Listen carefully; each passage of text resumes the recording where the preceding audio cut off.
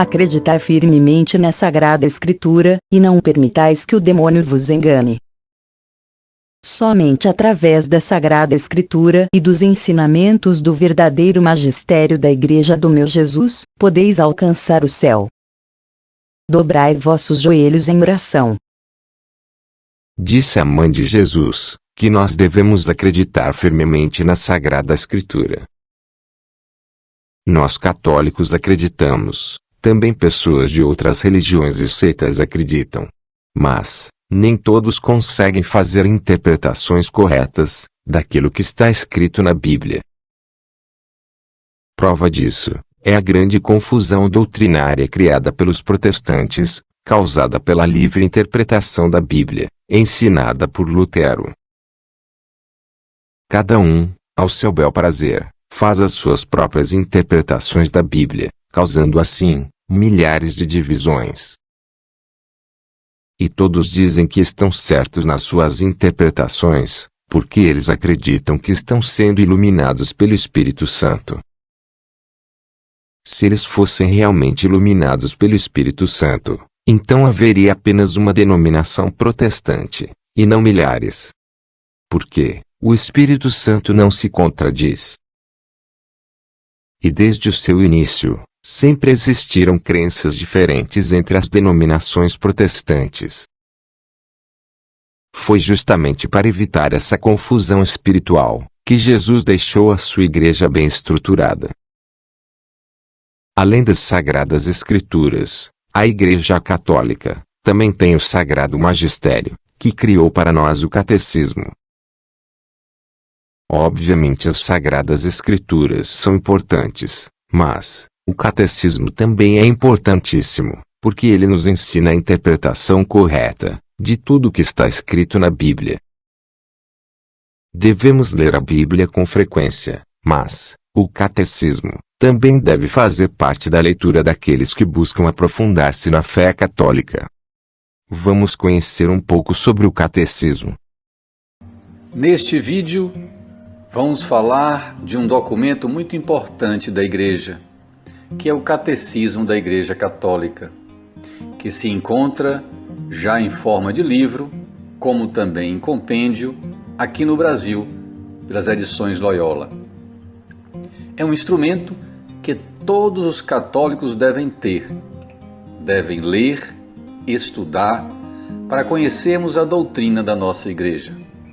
O Catecismo da Igreja Católica foi publicado por meio da Constituição Apostólica Fidei Depositum, que em latim significa Depósito da Fé, pelo Papa João Paulo II, em 11 de outubro de 1992.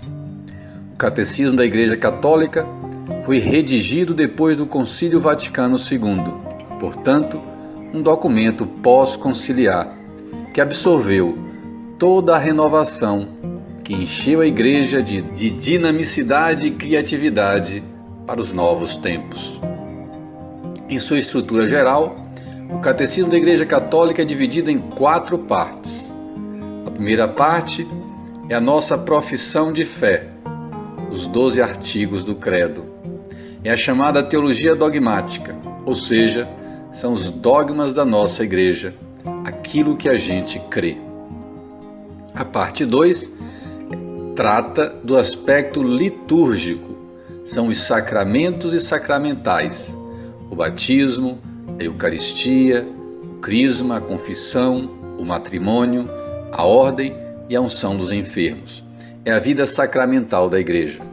A terceira seção é a parte moral, chamada teologia moral, de como devemos conduzir a nossa vida cristã, baseada nos 10 mandamentos. E a quarta parte é a oração, a espiritualidade cristã, centrada no Pai Nosso. Então, são as 4 lex. Lex significa lei em latim. Primeira parte do catecismo, a lex credendi, aquilo que a gente crê. A segunda parte, a lex celebrandi, aquilo que a gente celebra. A terceira parte, a lex vivendi, aquilo que a gente vive. E a quarta parte a lex orandi, aquilo que a gente reza. E as 4 partes do Catecismo da Igreja Católica estão ligadas entre si. Vejam, todo o mistério cristão, a profissão de fé, os 12 artigos do credo, é o objeto da fé, primeira parte.